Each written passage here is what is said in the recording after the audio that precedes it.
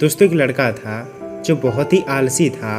वह पढ़ाई करने में बहुत ही कमज़ोर था और अक्सर एग्ज़ाम में फेल हो जाया करता था।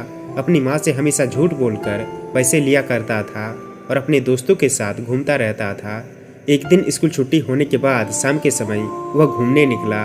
उसने सोचा कि पहले चलकर नाश्ता कर लेता हूँ। वह एक होटल में घुसा, नाश्ता करके निकला। तभी उसका मन मूवी देखने की हुई। उसने नीचे देखा तो अपने जूते को गंदा पाया। वह सोचा कि पहले चलकर जूते को थोड़ा पॉलिश करवाया जाए। यही सोचकर वह सामने की ओर बढ़ गया। वहीं एक पेड़ के नीचे एक बूढ़ा आदमी मोचे का काम कर रहा था। उस समय उसके पास कोई भी ग्राहक नहीं था। लड़के ने अपना दाहिना पाँव उसके सामने कर दिया और उस बूढ़े आदमी ने अपनी पॉलिश की डिब्बियाँ खोली और मन लगाकर पॉलिश करने में जुट गया। तभी उस बूढ़े आदमी का बेटा मामूली पोशाक में वहाँ आया। उसके हाथ में कुछ किताबें थी। वह स्कूल से सीधा यही चल के आ गया।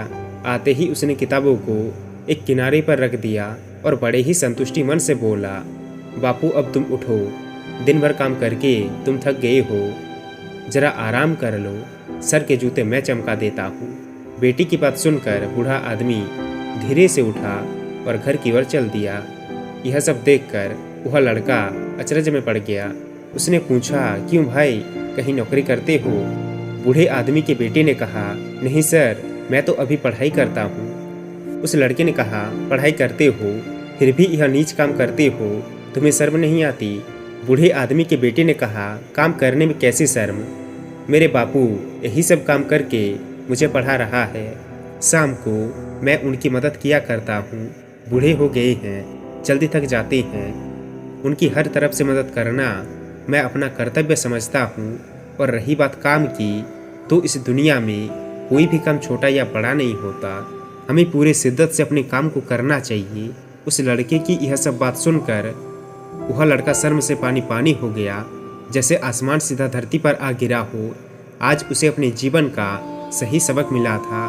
उसने सोचा कि उसे काम तो नहीं करना पड़ता, लेकिन वह अपना कर्तव्य जरूर पूरा करेगा। अब वह मन लगाकर जरूर पढ़ेगा। दोस्तों, इस कहानी से बहुत ही महत्वपूर्ण सीख मिलती है कि हमें अपने काम को पूरे शिद्दत के साथ करना चाहिए, क्योंकि काम कोई भी छोटा या बड़ा नहीं होता। इसलिए हर काम को पूरे शिद्दत से करें।